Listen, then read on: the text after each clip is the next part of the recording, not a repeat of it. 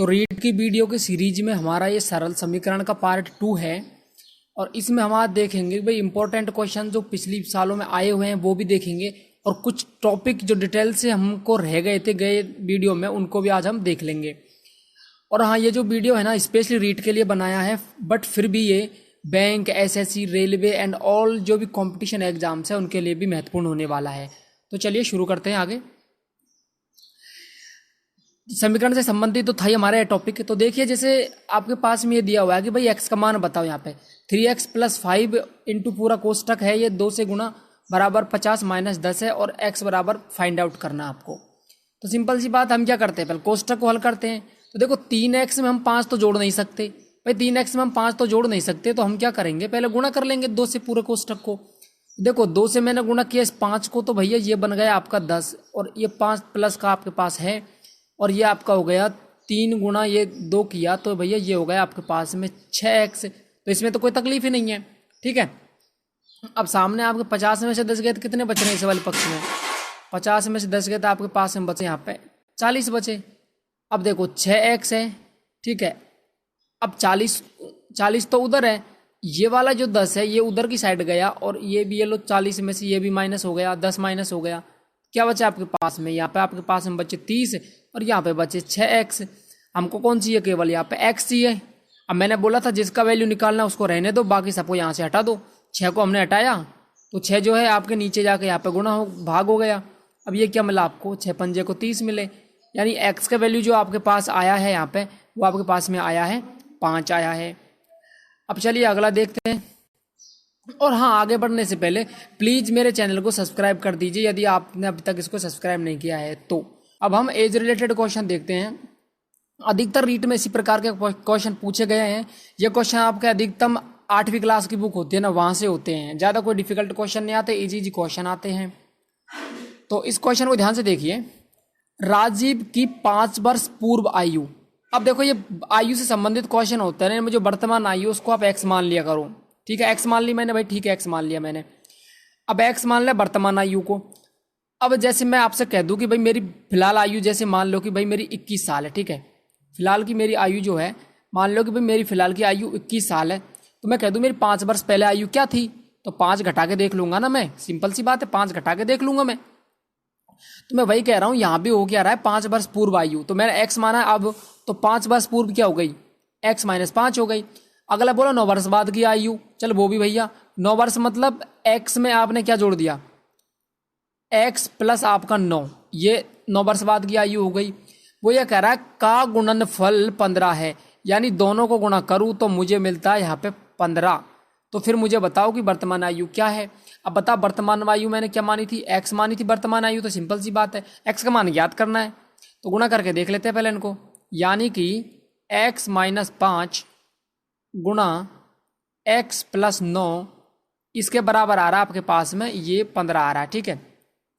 तो देखो x गुणा x किया तो क्या मिला आपको भैया? x² मिला, ठीक है। फिर आपने x गुणा 9 किया तो 9x मिला कि नहीं मिला? ठीक है ना, 9x मिला आपको, तो ये आपका हो गया 9x, ओके। फिर आपने 5 गुणा x किया तो ये माइनस का 5x हुआ, और माइनस गुण ये माइनस का प्लस, और 5 नाम आपके हो गए 45 और बराबर है आपके पास में 15। चलो ठीक है, जो भी है। अब 9x और इधर को 5x, तो भैया मुझे ये बताओ कि x² और ये बच रहा है आपके पास में 4x, ये लो, और 45 आपके यहाँ पे है, ठीक है। 45 आपके यहाँ पे है। ये इधर की साइड जब आया, ठीक है, ये इधर की साइड आया और देखो यहाँ पे ये माइनस का, ठीक है, 5 नाम 45, ये माइनस का है आपके पास में, ठीक है। अब 15 इधर की साइड आएगा तो ये इसमें माइनस का 15 ऐड होगा, तो ये आपके पूरे क्या हो जाएंगे यहाँ पे? ये आपके बनेंगे यहाँ पे x² + 4x, और ये 45 और 15 आपके यहाँ पे 60 हो गए, बराबर 0 मान लेते हैं। क्यों मान लेते हैं? क्योंकि भाई एक द्विघात समीकरण इसलिए मान लेते हैं हम, ठीक है। तो अब हमारे पास ऑप्शन क्या बचता है इसको सॉल्व करने के लिए? मैंने आपको पिछली वीडियो में बताया हुआ है। हम क्या करते हैं, द्विघात समीकरण को सॉल्व करते हैं तो गुणनखंड से कर लेंगे। x² है, मैं 4 के टुकड़े, देखो मुझे ये -60 है, तो मैं इसको कैसे लिख सकता हूँ? चाहूँ तो मैं इसको लिख सकता हूँ 10, या फिर देखो 10 गुणा 6, इधर को मेरे पास 60 है यहाँ पे, ठीक है, इधर को यहाँ पे 4 है, तो मैं ऐसे कैसे टुकड़े करूँ इस 4 के, या फिर यूँ कह दूँ 60 के जो गुणनखंड होते हैं उनको मैं कैसे एडजस्ट करूँ कि मुझे जोड़ने पर या घटाने पर 4 मिलने चाहिए और गुणा करने पर मुझे 60 मिलने चाहिए। सिंपल सी बात है। तो 10 गुणा 6 होते हैं ना भाई, 60 को मैं क्या लिख सकता हूँ, इस -60 को मैं लिख सकता हूँ 10 गुणा 6, तो 10 सिक्के तो 60 हो जाते हैं, और 10 में से 6 घटाऊँ तो मुझे कौन मिल जाता है, 4 मिल जाता है। यानी कि मैं इसको लिख सकता हूँ अब x² प्लस 10x माइनस का 6x और ये आपके 60 बराबर आपका 0। फिर मैंने क्या कर दिया, यहाँ पर देखो कॉमन कौन है, x कॉमन है ना, तो ये x प्लस ये 10 बच गया आपका, और यहाँ पे 6 कॉमन आया तो फिर से x प्लस 10 आपका ये बच गया बराबर 0। अब फिर से कॉमन कौन है, ये x प्लस 10 यहाँ पे कॉमन, और बचा कौन यहाँ पे, एक तो x बचा और माइनस का 6 बचा, अब बराबर आपका 0। अब या तो इसके बराबर 0 मानो या फिर इसके बराबर 0 मानो। यदि मैं x प्लस 10 के बराबर 0 मानूं तो मुझे x बराबर क्या मिलता है, -10 मिलता है। अब बताओ, उम्र तो कभी माइनस में नहीं होती भाई, उम्र तो माइनस में कभी नहीं होती ना, कि जैसे मैं बोल दूं कि मेरी उम्र जो है कह दूं -21 साल है, होता है क्या, ऐसा नहीं होता। तो ये तो हो नहीं सकता, यानी कि ये वाला तो हो नहीं सकता। अब इस वाले के बराबर 0 मान लूँ तो मुझे क्या मिलता है, x बराबर 6 मिलता है। तो वर्तमान आयु क्या थी उसकी, 6 थी। यानी आपका ऑप्शन नंबर 1 यहाँ पे करेक्ट हो जाएगा। इस वाले क्वेश्चन में ये बोल रहा है कि राधा की वर्तमान आयु x है, ये तो खुद ही ने बोल दी कि भाई वर्तमान की जो है ना, प्रेजेंट की आयु की बात करूं तो वो तो भैया इसने दे दी पहले से, आपको x दे दी, चलो हमने मान ली। 14 वर्ष बाद उसकी आयु, अब देखो 14 वर्ष बाद, ठीक है, 14 वर्ष बाद का मतलब क्या है कि ये 14 वर्ष बाद की बात करें तो ये x प्लस 14 हो गई, हुई कि नहीं हुई, 14 वर्ष बाद ये भी हो गई। कि जो आयु है ना उसकी 10 वर्ष पहले की आयु की 3 गुना है, ठीक है, 10 वर्ष पहले की आयु। अब 10 वर्ष पहले की आयु क्या है, 10 वर्ष पहले मतलब उधर की साइड की बात कर रहा है, 10 वर्ष पहले मतलब x माइनस 10 है, और इसको यदि 3 गुना करूं मैं तब जाके मुझे ये वाली आयु मिलती है। यही बोला ना इसने कि भाई 14 वर्ष की बाद की जो आयु है 10 वर्ष पहले की आयु की 3 गुना है, की 3 गुना, यानी गुना की का की का मतलब 3 होता है ना, वो गुना होता है आपके। तो यहाँ पे ये संबंध बन रहा है, 3 गुना है, तो इसे समीकरण द्वारा प्रकट कैसे करेंगे, सिंपल सी बात है, x माइनस 10 गुणा 3 बराबर कैसे होंगे, ये आपके x प्लस 14 के बराबर होंगे। देख लो कौन सा ऑप्शन हो रहा है, x प्लस 14 यहाँ पे है, मिल रहा है, x माइनस 10 गुणा 3 यहाँ पे है, तो ऑप्शन नंबर आपका 3 करेक्ट हो जाएगा यहाँ पे। और देखो क्वेश्चन तो बहुत सारे हो सकते हैं, अनलिमिटेड क्वेश्चंस हो सकते हैं, बस कॉन्सेप्ट आपको अच्छे से आना चाहिए, क्योंकि ज़्यादा हाई लेवल तो पूछेगा नहीं रीट में। कॉन्सेप्ट आपको यदि आता है तो आप कोई सा भी क्वेश्चन को हैंडल कर लोगे आराम से, कोई प्रॉब्लम नहीं होगी। और भैया ट्रिक ब्रिक के चक्कर में पढ़ना मत, क्योंकि एग्जाम के टाइम पे यदि ट्रिक पे आधारित क्वेश्चन नहीं आए तो बहुत बड़ा संकट आपके सामने खड़ा हो जाएगा। ठीक है, कॉन्सेप्ट पढ़िए बजाय आप किसी ट्रिक के। अब इधर को आइए, दाही का अंक इकाई के अंक से 3 गुना है, यदि इकाई का अंक x है तो संख्या बताओ। अब देखो ये क्या चक्कर है, ये कॉन्सेप्ट आता है आपके पास में, डेसिमल सिस्टम आता है, ठीक है, हमारी जो इंडियन पद्धति है ना उसमें संख्याओं को लिखते हैं हम। तो देखो आपने स्थानीय मान पढ़े होंगे, विस्तारित रूप पढ़े होंगे। जैसे आपके पास में मान लो भाई ये मैं कह दूं आपके पास में 45 है, तो भाई 45 को आप क्या लिख सकते हो बताओ मुझे, आप 45 को लिख सकते हो 40 प्लस 5 लिख सकते हो ना। यानी आपने क्या किया, देखो ये इकाई है, ये दाई है आपके पास में, तो इकाई को तो आपने क्या किया 5 गुणा 1, और दाई को आपने क्या कर दिया 4 गुणा 10 किया कि नहीं किया। कहने का मतलब ये हुआ कि दाई का जो अंक है ना वो पहले ही 10 से गुणा होगा, और ये वाला 1 से मल्टीप्लाई है। अब एक बात तो समझ आती है यहाँ पे कि इस प्रकार से हमको लिखना है।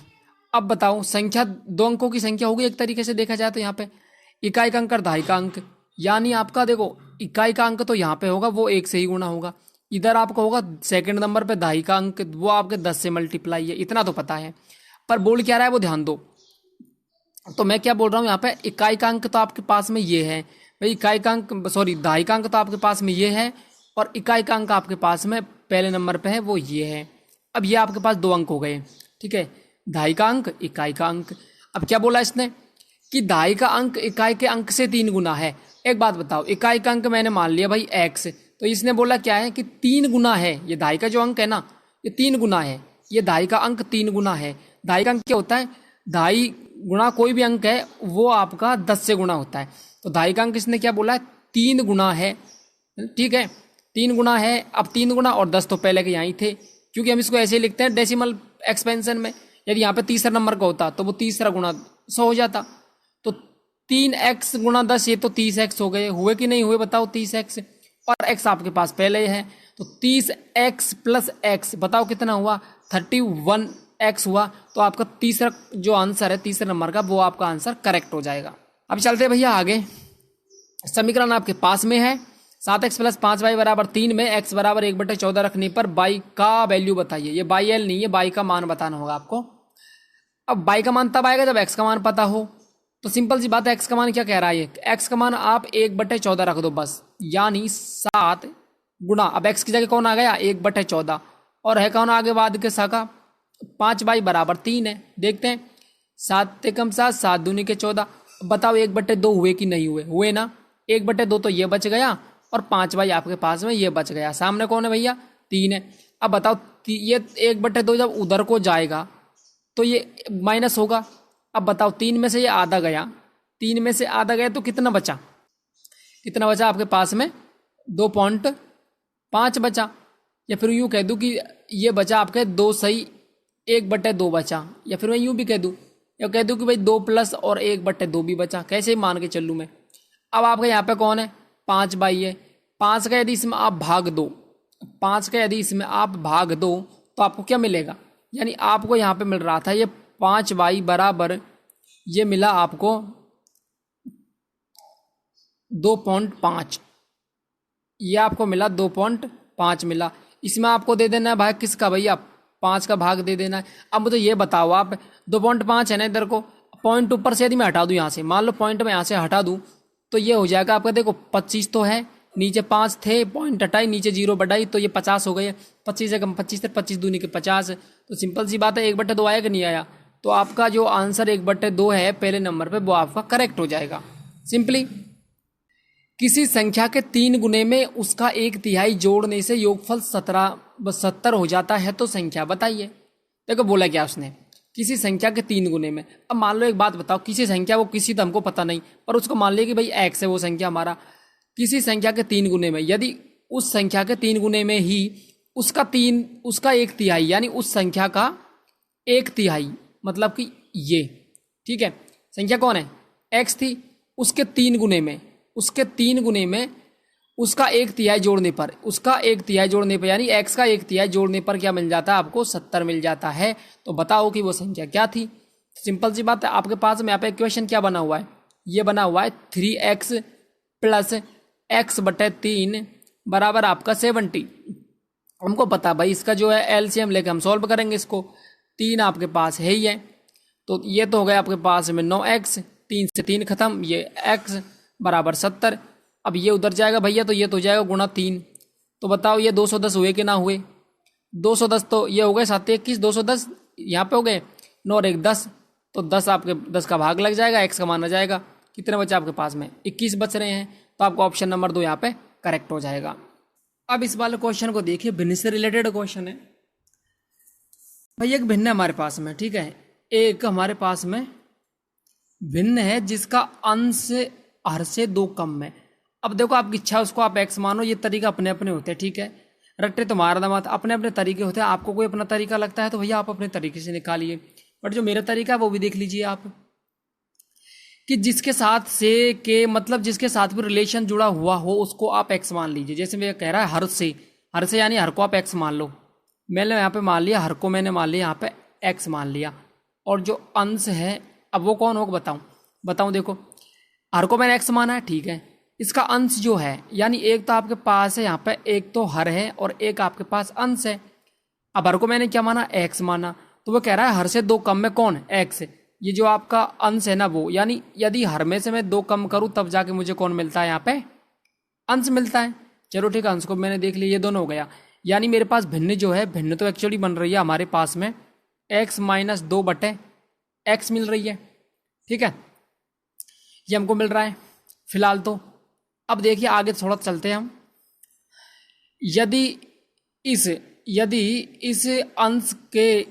यदि इसके अंश में से 2 घटा दिया जाए, ठीक है, अंश में से 2 घटा दिया जाए और हर में 2 जोड़ दिया जाए, यानी कि अंश तो हमारे पास ये था, इसमें से 2 तो हमने घटा दिया, और हमारे पास x था उसमें 2 जोड़ दिया जाए तो नई भिन्न हमारे पास मिलती है 1/3 मिलती है। तो बताओ पहले की भिन्न क्या थी। तो पहले x के मान तो निकाल ले तभी तो पता चलेगा। तो देखो ये हो गया आपके पास में x माइनस का 4, x माइनस का 4 है ये इधर को, ठीक है।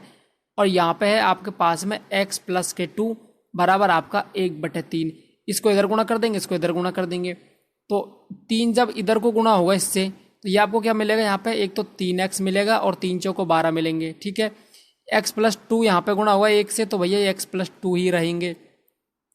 अब क्या हुआ 3x है, अब ये x उधर की साइड गया तो घट जाएगा तो ये 2x बचेगा। ये आपके पास में कौन है 12 माइनस के हैं, उधर की साइड जाएंगे 14 हो जाएंगे, 2 से ऐड होके तो ये 14 हो गया। तो x बराबर आपको क्या मिल रहा है यहाँ पे 7 मिल रहा है। पहली बात तो ये। अब हमारा यहाँ पे x का वैल्यू कौन आ रहा है, यहाँ पे 7 आ रहा है। और जो भिन्न हमको वास्तव में मिलनी चाहिए थी वो ये मिलनी चाहिए थी अंश बटे हर, ठीक है। तो अंश कौन है यहाँ पे x माइनस 2, यानी x में से 2 घटाएंगे यानी 7 में से 2 घटाएंगे तो वो तो मिलेगा आपको 5। और नीचे कौन हर यानी कि x, और x का वैल्यू कौन है 7। तो आंसर आपके आने चाहिए 5/7। बट 5/7 यहाँ पे कहीं भी नहीं है, यानी इसमें से कोई भी ऑप्शन आपका सही नहीं है, ठीक है। तो थोड़ा मिसप्रिंट हो गया इसलिए यहाँ पे ऑप्शन था, यहाँ पे जो 7/5 था वो एक्चुअली 5/7 था। रीट में तो इस लेवल से बाहर जाता नहीं है, वैसे भी आज तक तो नहीं गया।